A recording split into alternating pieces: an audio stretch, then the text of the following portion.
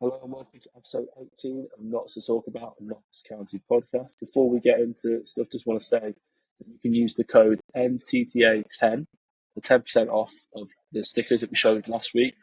Proud to be partnering with them again for this episode. So yeah, make sure you use that code when you go and check out and get some stickers. But now we've got that out of the way, how are you, mate?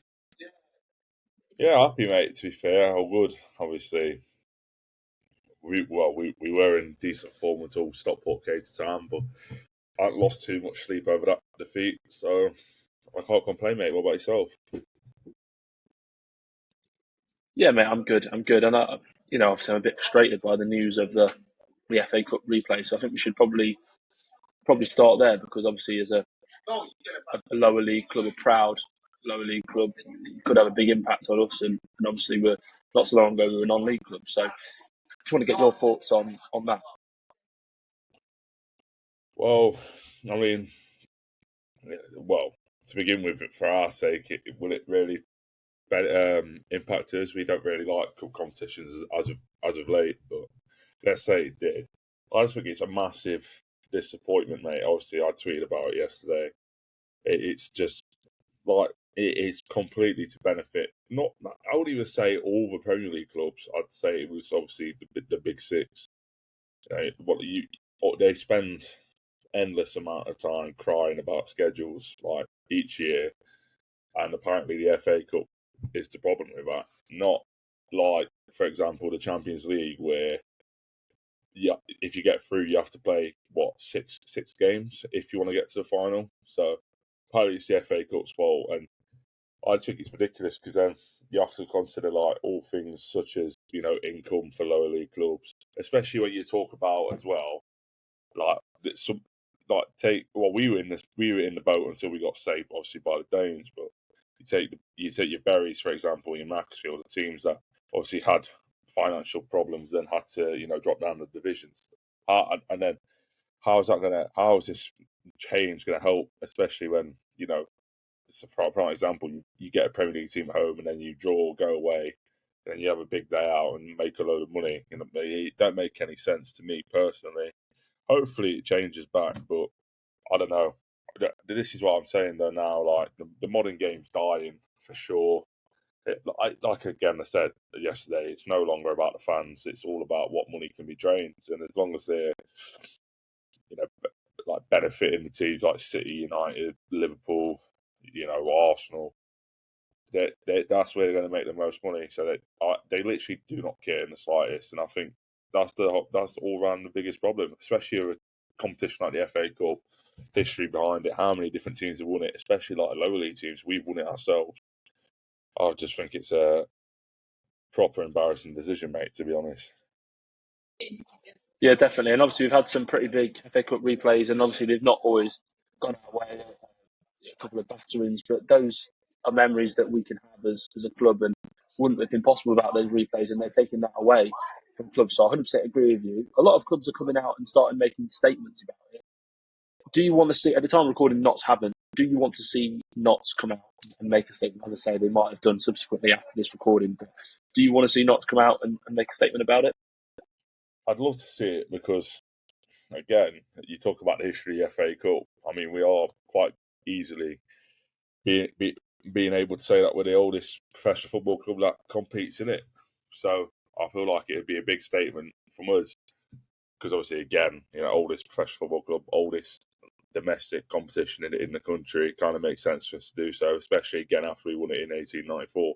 So hopefully we'll see it. I feel like you can't really do much wrong with it at the minute. You're not going to get penalised for it, because if they penalise you for doing it, they're going to have to penalise probably what is going to be close to pretty much all clubs in the EFL. I'm pretty sure it would have been a conversation that's already been had with Notts. And to be honest, I don't think it would have took much to greenlight it, to be fair. And not only that as well, I think with something like this, you need that unity between football clubs, especially the teams that are lower down in the divisions. That's when the fan bases of them football clubs are sort of what we're sitting here now hoping that Notts put something out. I'm pretty sure every other football club who haven't yet done so will be their fans will be hoping so as well. So I don't see a world in where Notts won't do it. I mean, if they don't do it, I'd probably say that's worse than if they don't do it. It's probably worse than if they do it, because there's so many positives to take from doing it. So who knows, mate? But I mean, fingers crossed. No, definitely, I agree with you. I'd love to see a statement. And something you mentioned as well was the fact that fans aren't being sort of looked after in the modern game. And obviously, recently we've seen the season ticket prices from across the river. Our good friends over there have put their season ticket prices up for another season in a row. I think the top one's at £850 for a season ticket. The reason I'm talking about that is because obviously we haven't seen our season ticket prices yet, and Notts have got a big opportunity here to grab quite a lot of the market share within Nottingham for football. So, what are your thoughts on that? And do you think that Notts can capitalise on this opportunity to get more fans through the game? Well, look, first things first. I mean, you say I have good friends over the river, but I have a lot of good friends that support Forest, so it's quite fair you say it. And I know Ethan Lamb, who the guy who tweeted it originally, and not even just Ethan. To be fair, like there's plenty of other mates of mine that are Forest season ticket holders, and the fact they're being almost priced out by almost a £700 increase in 2 seasons is pretty bad. And again, it just shows the rich get richer. I mean, I don't. I'm not obviously the biggest fan of the Forest owner, but you got to question integrity, for sure. When I mean, they're fans are supporters, not customers at the end of the day. So, but that's the thing. Obviously, Forest tweeted out and said that they've their season ticket sales have been flying since the news. So fair play. But that's the same for every other football club. If Notts increased their tickets by £200 each in the summer, I'm pretty sure everyone will still pay it. So that's what they do. That's what people do for football, and it just brings you back more to the conversation we just had about the FA Cup. Like this English game is all about fans. Let's stop trying to Americanise it and be this franchise, and stop trying to make money where money's not really needed. Like in terms of fans trying to get season tickets for their teams, since when obviously Premier League's different. That's 19 home games. When has 19 home games ever equated to £850? But it's sad. It's the sad reality of it, because that's the thing when you're looking at football, and there's so much money. Everyone in the Premier League's on so much money. There'll be players at Luton when all these football clubs barely that are on a bob of money as well. So it's not just the big clubs here. But that's it. They no longer care about fans. Well, if they do, they're took into a very small consideration. I think that's shown.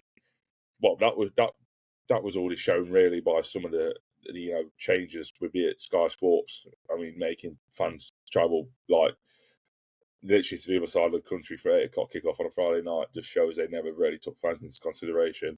And the FA Cup news is probably just put the ice on the cake for you there. But I think what you say there as well, I mean, if one club's happy about the increase in price of Forest, it's not, because again, yeah, I'm not saying again.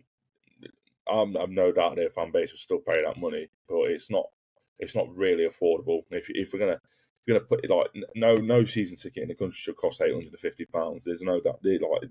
20 is plenty, and if you're going for 20, then what is it, 38 games or something, 38 home games, it shouldn't even be looking at anything above 700, never mind 800. But yeah, obviously Notts will benefit massively. You talk about the Nest opening and talking about getting more bodies in that. So hopefully we can just proper utilise this wrong move from Forest and make it a right move for us. And if we do, then I mean the squad next season will probably be stacked, but the season after will be even bigger. So happy days for us. Yeah, talking to the fans, obviously they travelled to Walsall. It feels like a while ago now, but we've had another game in between. But obviously we'll start with that because that was the first game since we last recorded that we played. Obviously ran out 3-1 winners, back-to-back wins for the first time under Stuart Maynard. Just wanted to get your initial thoughts on that game. Obviously, and how to say, I know you have to cast your mind back before the Stockport game, which has now been played in between. But what did you make of that performance and that result? Well, first things first, I thought it was a fantastic prediction for myself. to go 3-1 knots, obviously. But that's the thing for me. Like, that performance at Walsall was brilliant, and that's why for me, obviously I know we're going to get into the Stockport game, but Stockport, although the performance weren't fantastic by any stretch of the imagination, I don't care who you play at home, you shouldn't lose 5-2. That's why I haven't lost too much sleep over it, because I've instead of looking at that result against who are now named champions, I've looked at the 3 before, and the 3 before obviously a lot better, and that's shown by the results we got. And Walsall for me was the best out of the 3 by a mile. Harrogate was obviously a good game, but I didn't feel like we were tested as much as what we were at Walsall, especially when we go into 2-1. They get a goal back at 2-1, and normally you think they're like, oh, here we go again, like Knott's going to crumble, and then to score a minute later. But that's the thing now, like we are starting to show a lot more confidence. I do think that. I don't think that's a secret to anybody, and I don't know. I think it's probably helped Stuart Maynard that the owners came out with that statement and said that they're going to back him no matter what, etc. So that's took a bit of weight off his shoulders, and it's took a bit of weight off the players' shoulders as well, potentially. But they're certainly starting to play like more of a team. I know that sounds crazy to say after being beaten 5-2 by Stockport, but again, like, I didn't go into that Stockport game ever anticipating to win. A win would have been obviously a massive bonus, but to beat that Stockport team with the stakes that they had on their game would have been some doing. So it's what it is. But the Walsall game, Jatta getting another assist, a brilliant assist. Maka getting what was his 26th goal of the season. Jody getting another assist. Obviously, Sam Austin scoring, which is always nice to see. And then the day after, of course, we had Maka in the team of the season, Jody in the team of the season, and Jody getting player of the season. So, it obviously prior to Tuesday night, it weren't a bad 2 weeks for Football Club. And I feel like if you can string them 2 weeks together and, bunch it with another good performances in the following weeks, I don't see a world in where we can't have a successful season in the next term. But I mean, it's easier said than done, I guess. Everyone knows what's on the line this summer. It's a massive summer, and I wouldn't be surprised if we started very early this year, because it's not even like we have to just replace a few. It has to be an overall, and there's players here that I would imagine will be listed for free transfers that are still on the contract, because I'm not saying, for me, the 2-year deals, I know people think it was a mistake. I'm not too sure what my stance on it, and I only say that because, say for the likes of Carl Cameron and Aaron Amane, etc., like, if you only offer them 1-year deals and they have a groundbreaking season where they're like one of the best players in the league, and then you risk losing them on a free, at least then if they did have that season, we're guaranteed some form of fee, which is why I do feel like it's a little bit sensible that there is some players that got offered 2-year deals that really shouldn't have done. And I've gone off topic there, I know, but that's what I kind of do on this podcast. I start talking about one thing and then I have to, give my thoughts on that. So, but yeah, Walsall, brilliant, mate. I literally can't complain. Obviously, we conceded a goal against the run of play, but that's all it was. And a minute later, we killed the game off again. So brilliant. Absolutely happy with that. Yeah, you mentioned Darren Lemaine there. I want to talk about him because you also mentioned about improvements in the 3 games, and I think that he's becoming one of the most improved players under Stuart Maynard. At the start of the season, he was probably one of the players that we were most disappointed in. I think that's fair to say, compared to the other players in that front 5, that he was the one that was definitely lagging behind in terms of contributions. But since then, he's obviously stepped his game up and scored an absolute worldie. Obviously, at the weekend just gone. So, what have you made of his performances? Because and do you think he's the most improved player? He's certainly got to be right up there, I think. Well, he was always that player that you knew that he could, if he turned up, he could be probably the best player on the pitch and one of the most important. But it took a while to start seeing that, and I do agree with you. He's definitely massively improving. I'm not sure, like, if I'd say probably the most improved.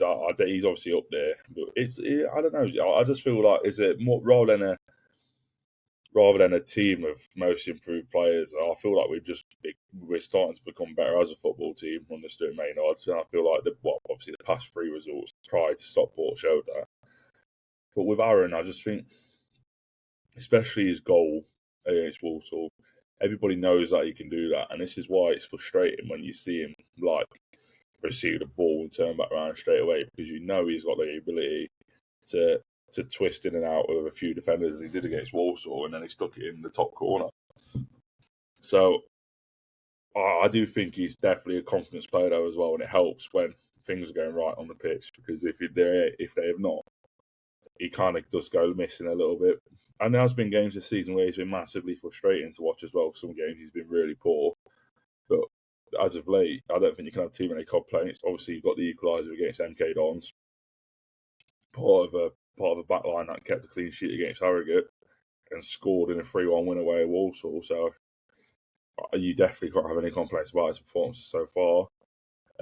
In the past few games, rather. I mean, if you're going off that, then you probably would say he's one of the most improved players. So I don't think you're too far off with that evaluation for sure, mate.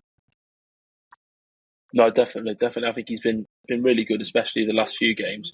Something else I wanted to pick up on that you mentioned actually was really interesting was the recruitment starting early.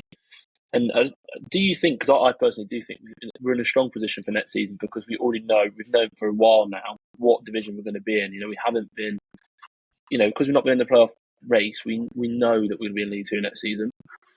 Do you think that has benefited us? So in terms of we can start our recruitment early, we know what level we're recruiting for, we can, when we're contacting players, we can tell them, look, this is the ambition for next season, etc. So do you think that's been a benefit in a weird way? I know obviously we all want a different season, but trying to take a silver lining out of it, do you think it could help us for next season, especially in terms of recruitment?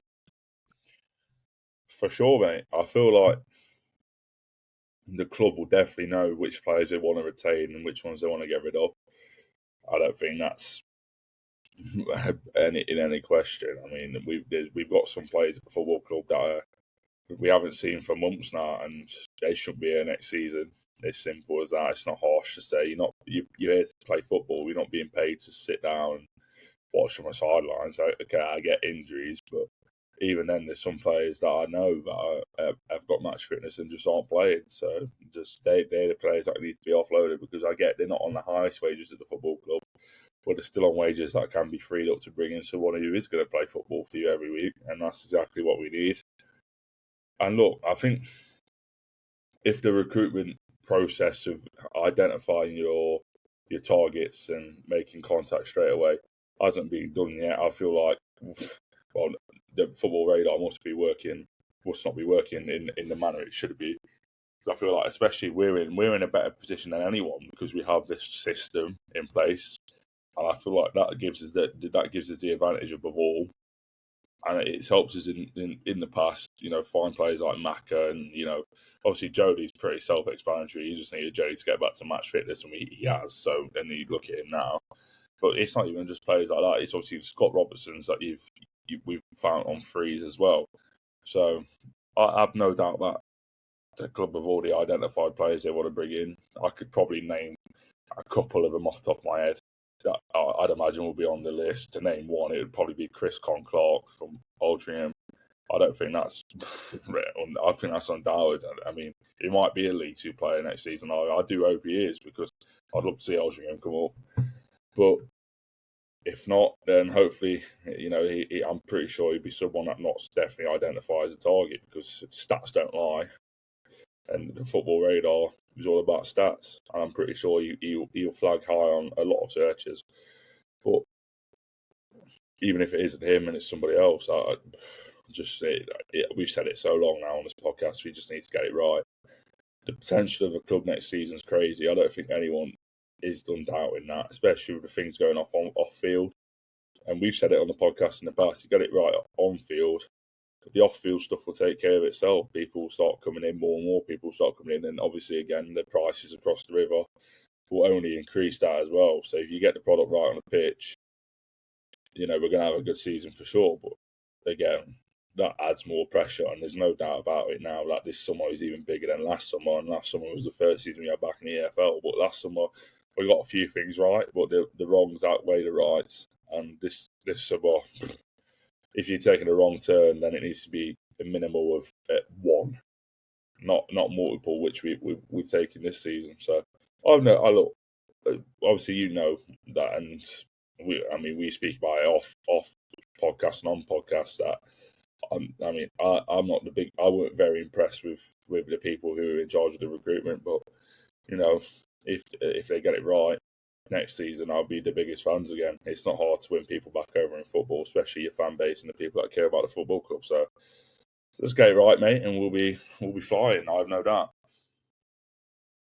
No, 100%. And I guess that brings us on nicely onto Stockport, because we certainly didn't get a lot of things right in that one. And like you say, the negatives have outweighed the positives, and kind of the Stockport performance was probably, the result was probably a nice summing up of the season. If you look at that game, it had a bit of everything that has gone right and wrong this season for Notts.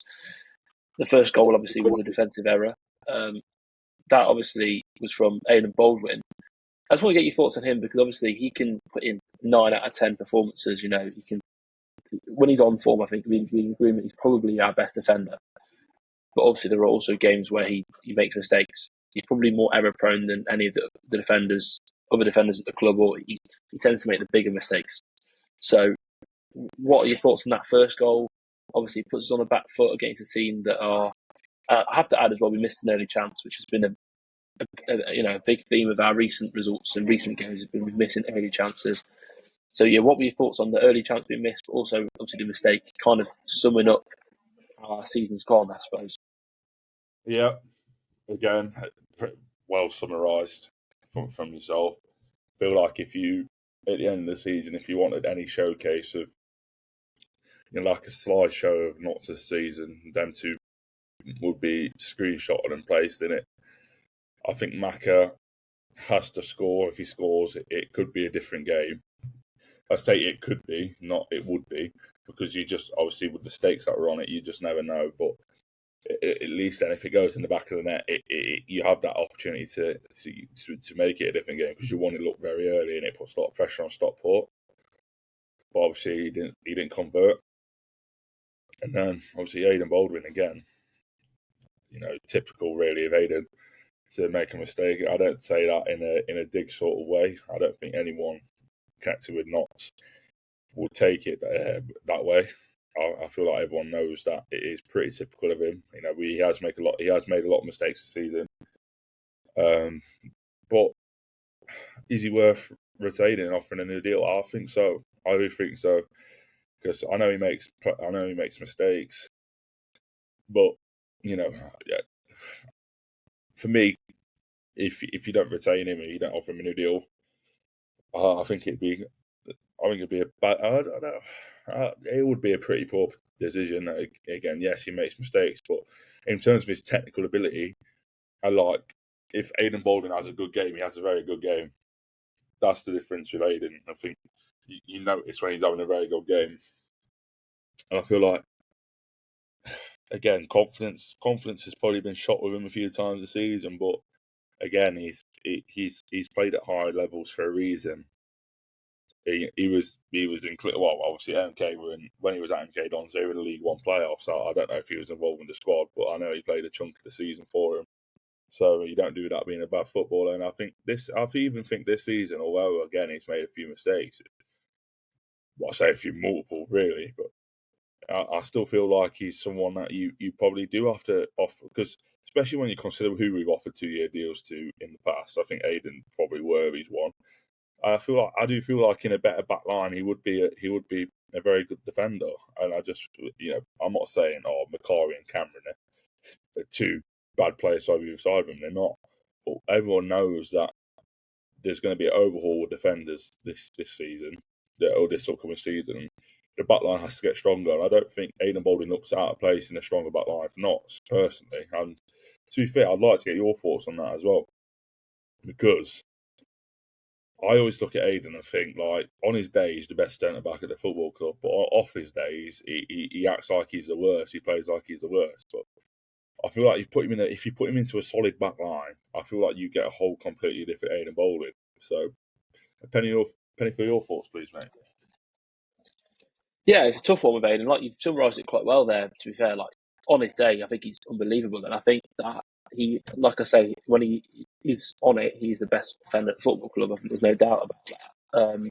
My thought and feeling on it, and this is nothing against Aidan or anyone, it's just that do we do we look for more consistency and solidity? So you're almost looking at, and this is not a dig at Lewis McCarry, but you look at Lewis McCarry, I don't think he has probably put in a performance as high level as Aiden, but then at the same time, he doesn't tend to put in a performance as low as Aiden. So you kind of, he's somewhere in the middle. And do we look for more defenders like that maybe on 9 out of 10s on their day, but they also don't put in 3 and 4s out of 10s. They just consistently put in 6, 7 every week. And I guess that depends on the approach that we go with this summer. Do we try and bring in a back line of defenders that are just consistent and steady? Same with the goalkeeper situation, all of that sort of someone that just doesn't. I know it doesn't make mistakes. Is ridiculous to say because everyone makes mistakes, but doesn't make the multitude and magnitude of mistakes that our defenders have been making. I think the tough thing with Aiden as well is he is out of contract. I think that no one would have any complaints if he was under contract for another season. I don't think anyone would be saying sell him. But I think that the difficulty for him is that with the fact that his contract runs out, he may fall victim of that, because if you want to overhaul the defenders, it all depends on who you can clear out of the defensive unit.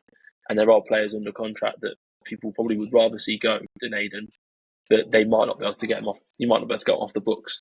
So I think it's a tough one. I really like him personally. I think he's a really good footballer. And I think that, like we've said, on his day, he's the best at the club. I just don't know whether he will remain just because of that, because we all acknowledge that changes need to be made. And I think that some of the easier decisions would be to let people go that contracts are running out. Same with Brindley. Brindley, I think, will be one that will go because his contract's running out, and it's an easy decision to not renew.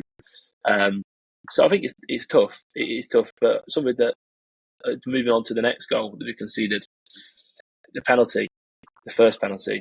Obviously, we have a stat I saw which is incredible. We've conceded more penalties than any other team in Europe, in the world, I think, that's played this season in like a professional league. So, there's clearly an issue there. I think it's 17 for the season now. This was number 16, the first one. Again, just want to get your thoughts on that. Next season, surely there has to be something done to stop the amount of penalties conceded, because it's just costing us so many points. Story of our life this season, puff about on the back with football. Play stupid games, get stupid rewards. Simple as, really. I mean, how many times did we have the opportunity to clear the ball for that first penalty? It sums up my point very well. But again, you said it there. Really, like, this whole sort of game sums up Notts' season. And again, I mean, what better way to do it than to concede 2 penalties in the same game? Obviously, again, this is not a great stat to have. Having most penalties conceded in Europe, but it does sum up our season well. We've scored. I think it might. Well, with Stockport putting 5 passes, they might be the highest scorers in the league. But I mean, we've scored over 80+ goals and conceded around the same. It does sum up the season quite well. We have a very good front line with a not so great defence, and I mean, I think it's summed up not only by the goals conceded stat that we've just said, but also the stat you said about penalties. I mean, you just never know. I don't think probably won't be the final penalty we concede this season either, and we've got 2 games left, so that's not great thinking. But look, we're coming to the end of the season now, where we'll hopefully reflect back on this season next season. Hopefully, when we have something to play for at the end of it, and think like, it would just be like one of them where you look back on and laugh that it happened, because it'd be one that you tell your future children about. Like, you think you've had it tough. We had to watch Notts defend like this, and you just show them the clips, and then suddenly they understand that their life is much better than what we had it watching this season. So, but again, I know we've spoke about it prior to this point, but it just shows once more that we have to get it right in the summer, because you don't want these stats. You don't want these stats to stay with you. You don't even want to be in double digits penalty conceded. We're definitely in double digits for penalties awarded. I know that for a fact. So if we can change the stat and have it in the opposition's penalty box and get more penalties, then brilliant. But again, it just shows that a defensive overhaul is needed, and I'm pretty sure there's going to be big changes to that, mate. So hopefully this record, this award, if you like, of being the club in Europe with the most penalties conceded this season, and hopefully that is a short-term stay and we can pass that trophy on next season. No, definitely. Let's hope that we don't have that accolade again next year. Final bit of negativity from this game is the fact that we conceded a set-piece goal. So again, we don't have to go on about it too much, but again, it just sums up the season, didn't it, really? And what did you think of that? Because it's just another frailty of ours. To be fair to this group of players, set pieces has not been just this season. That's been a consistent theme for a number of years, but it still hasn't been sorted, really. Another set-piece goal conceded. How do you feel about that? And surely that has to be a priority going into next season. Absolutely, mate. And how do I feel about it? It's pretty deja vu, if I'm going to be honest. Like, I always say to my friends, I'd rather see us, defend the penalty rather than the corner, because I feel like we've got a better chance of defending a penalty. Because it sounds crazy to say, but I genuinely fear a ball going into our box from a corner, because you just know that it takes us about 5 years to clear it. And obviously, as you've seen against Stockport, when we don't clear it, we get penalised. Fine, obviously another penalty on the record. But even then, though, like, I went with a few mates from uni on Tuesday night, and I said to him, if we're going to lose 5-2, I'd rather lose 5-2 trying. And what I meant by that is I meant maybe take a centre-half off and put Kedwin on, because at 4-2 in the last 15 minutes, what have you got to lose? If you don't score any more goals, you've lost the game anyway. And I just felt, just get Kedwin on, just go for it. I'd rather we just went for it, because all we needed then is, another goal, and you take it into the last 5 minutes plus injury time with a 1-goal deficit, and it just becomes a lot more of a cagey game. Obviously, the set piece goal kills it, really. And if you know what I mean, like, it's one of them where you just think, like, another one. It's just another one. And I'm sure, again, we talk about a penalty complimation. We could easily have a set piece one, and that set piece one would, if you not only that, if you tied it in from the start of our National League, 4 years in National League to now, you could make a 2-hour documentary of our set pieces that we've conceded, because there's been that many. And that's why I say, like, I'd rather just watch us to try and defend a penalty, because at least it's a shot on your goal that a keeper has an opportunity at saving, which is obviously pretty much the same for anything in football. But the way we make defending set pieces look, I honestly stand by the fact that it's probably easier for us to keep a penalty out of the goal than it is a set piece, because I don't even know what happens. Like, and it's not even just a Maynard problem. It was a Williams problem. It was a Birchnell problem. They all come out and say, "Oh, we'll work on it. We're working on it on training. We're working on it on training." And then you'll have 2 games where we don't concede from a set piece, and you think, "Wow, we really have been working on it." And then the game after, we'll probably come out and concede 3 goals from set piece, and you just think, "Oh, well, short-lived." A bit of optimism, and it's all gone down the drain. Pretty much, well, I mean, if you could sum up our season, that would be a lot of optimism just thrown down the drain as well.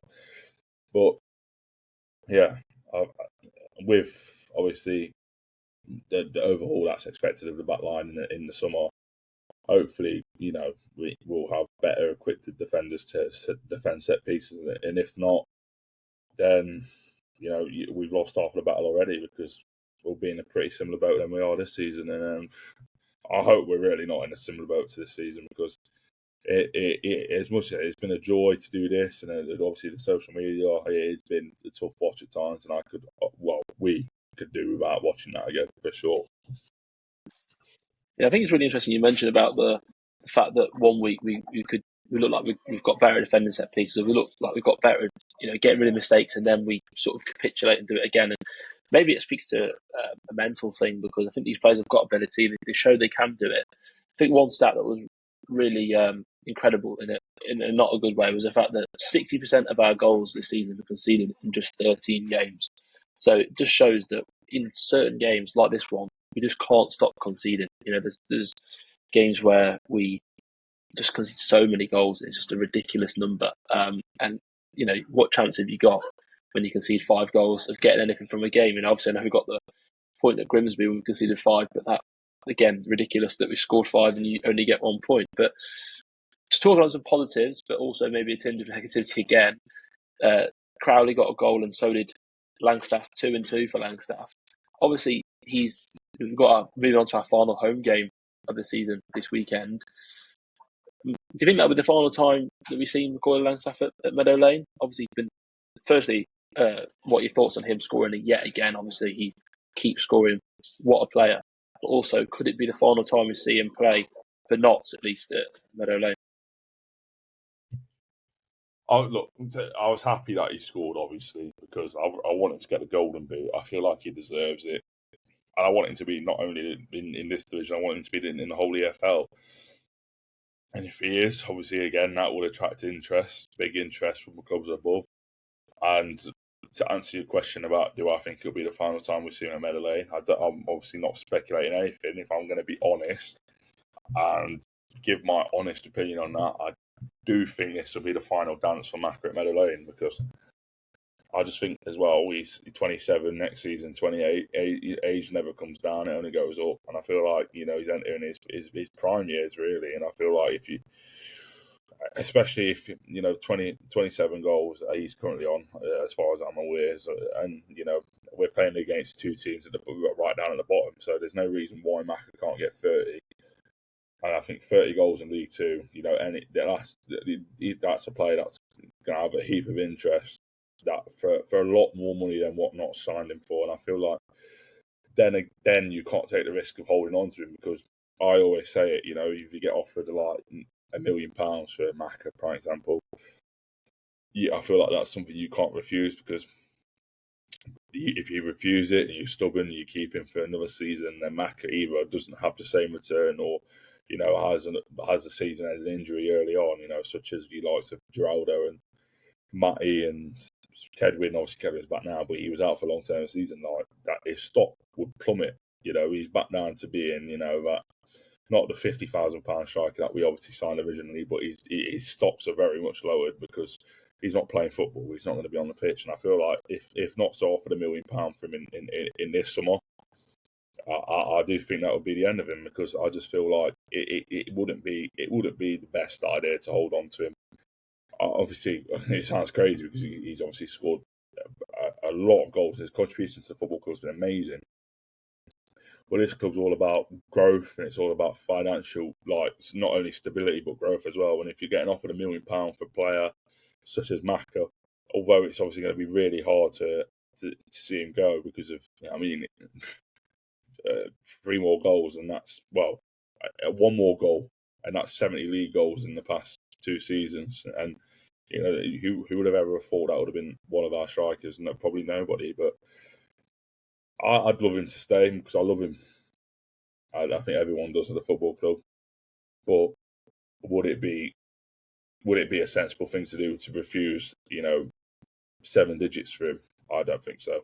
But I think that about any player at this club. If they get offered 7 digits for anything, they have to go, because especially with what we need in the summer as well. If you get offered 7 digits from Macca,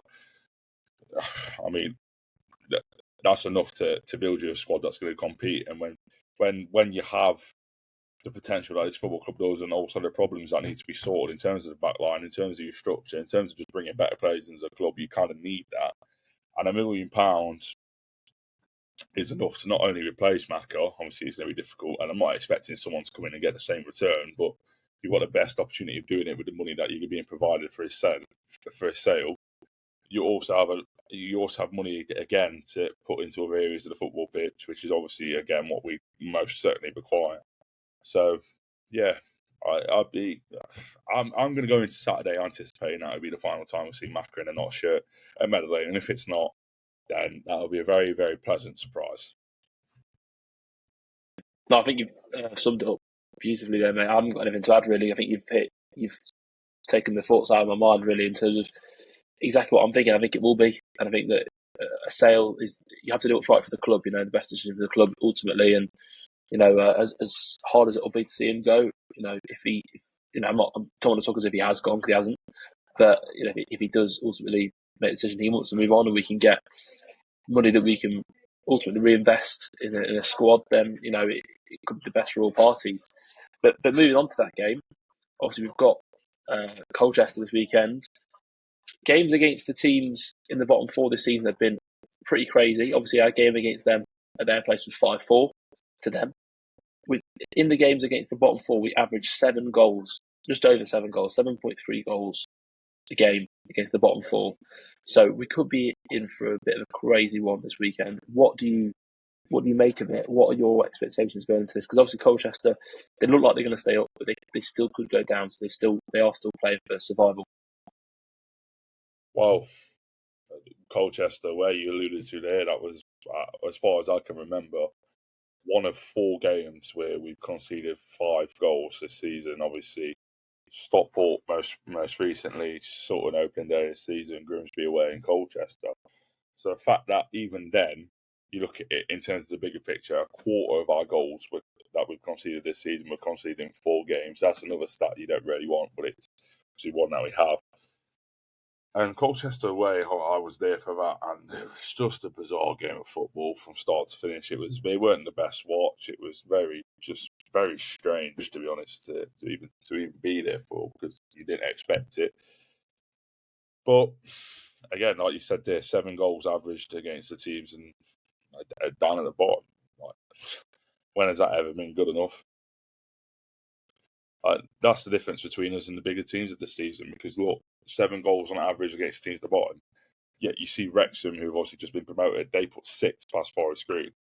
So look, obviously it's a poor comparison because money to them is no object, whereas obviously to what goes in the league, it is different. But that's the level we want to be at next season. Obviously, not throwing money at it, because that's not what Notts are going to do. We might throw a little bit of money at it, but it won't be anything in comparison to the likes of Wrexham. But it's just, the thing is now, I don't even know how I could even put my 10 pence on this game, because it's nothing rides on it for us. I'd still like us to win the game, obviously, because it's all about momentum. And again, Stockport game don't really cancel out too much for me, because it was I ever expecting to go in and win that? No, if I'm going to be completely honest. But this game on Saturday, we should win. Yes, we're not playing for anything, and maybe Colchester could do with the points more than us. But realistically, if I'd be obviously Forest Green already relegated. I always said that it would be them and Sutton that go down. I'd be amazed if it was anything different. I don't even know if it can be anymore, but as far I didn't see anything about Sutton being relegated, so I'd assume they're slim with a chance of staying up. They'll obviously be praying that we win this game of football. And I think we will. Of course, I think we will. I mean, there's obviously no reason why we should have beat Colchester. Yes, improved massively under the Cowley brothers, and they've done all right there. They look like they were going to be relegation favourites, and if they stay up, it'll be a good achievement. But I don't see a world in where Notts shouldn't be winning this game. I don't see a world in where we shouldn't be all celebrating a win at full time.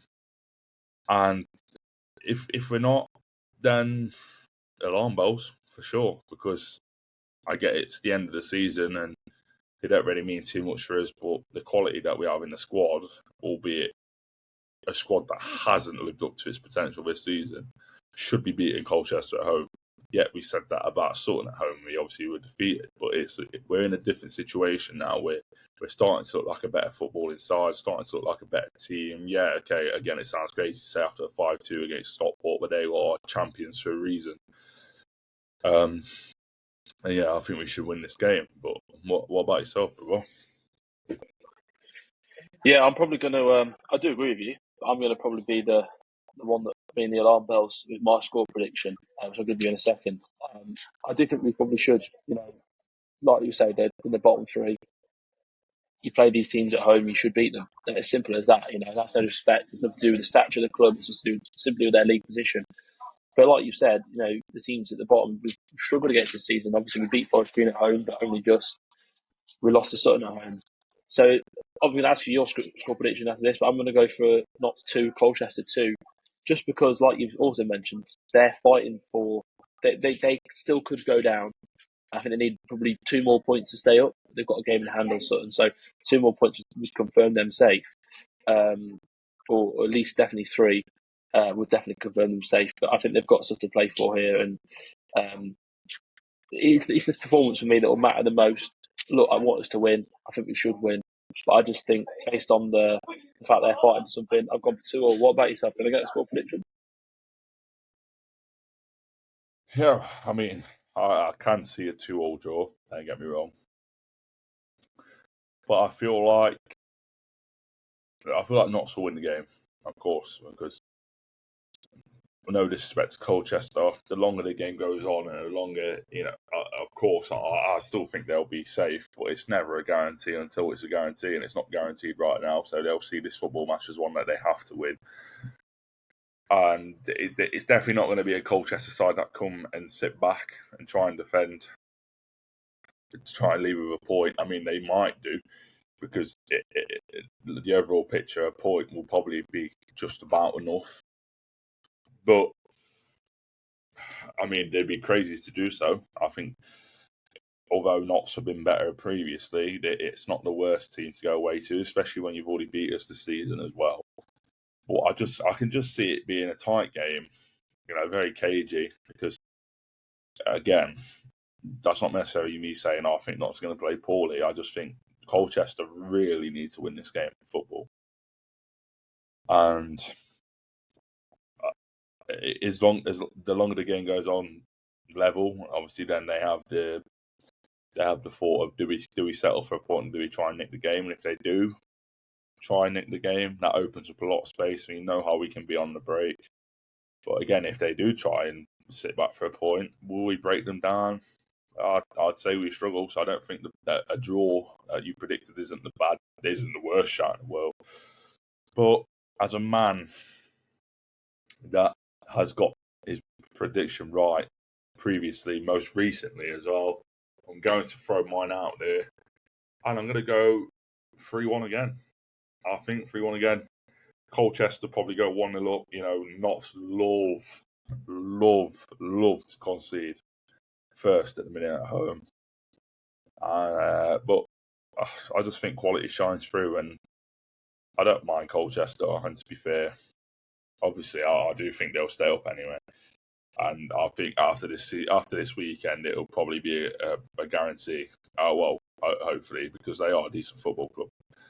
But I hope we beat them. Of course, I hope we beat them. I don't want Notts to ever bow down to a football team. I don't care if it was Man City or Sutton United, Colchester. I want us to try and win every game of football, and I want to win this one. So I'm going with 3-1. No, let's hope you're right again. That we got one right against Walsall. Let's hope that you get this one correct as well. But that brings the end of the episode. Before we go, just want to say thank you to FC Stickers again, partnering with us for this episode. Don't forget to use the code NTTA10 at checkout for 10% off. And I'll hand over to you, mate, to wrap it up. Yeah. Obviously, we can only apologise really for the 8-day gap between the previous episode to this one. Again, obviously the consistency from us in prior, with the 17 episodes, and obviously the guests with Monu as well, was fantastic. We're 3 students that are edging closer and closer towards the biggest stages of university, if you like. So it's difficult, and obviously we're always trying to find time. But again, when you're 3 uni students, schedules are going to clash, and it's the first time really this week that we've had that sort of clash. And hopefully, it's not something that reoccurs. But if it is, then it is what it is. But we're planning for the summer anyway. I don't think that's any secret. Obviously, we're going to keep obviously trying to produce things. That's why, obviously, again, the sooner not start doing transfer business, the better, because it comes with other things to talk about. But we're obviously trying to just increase the volume of guests as well. We've had obviously somebody agree to come on for us next week. Obviously not. clues might be dropped. I'm not saying there might be a clue already out there, but no one's really caught on to it yet, and hopefully you don't. Otherwise, that would ruin my plan of what I want to do with that. But I'd say it's pretty much going to be unmissable. If it's probably when with this one. Yeah, it will be unmissable. It's definitely someone that no one's expecting. So that makes it even more better when it's going to drop. And again, I have no doubt that it's going to do well, just as this episode will do well as well, because the support that we've had has been insane. It's constantly going up and going up and going up. And it's just enjoyable. I think the worst part about the 8-day break that we've had is the fact that we haven't been able to do it, because I enjoy doing it so much. And I know that's reflected between all three of us. But yeah, just keep supporting us. And again, obviously, thank you to everybody who wished me happy birthday on Wednesday. That means a lot. So I appreciate that. Much appreciated. If I'm going to be honest with you, we were meant to film Thursday morning. That was my fault. We didn't. Let's just say, the bartender didn't help me out with that one. Anyway, enough of that. Let's go into Saturday. Let's stay positive and let's get 3 points. And that's all that really matters at the end of the day. So thank you all for watching. Please keep supporting, subscribe, follow, sharing the episodes when they go out. And most importantly of all, come on, you beautiful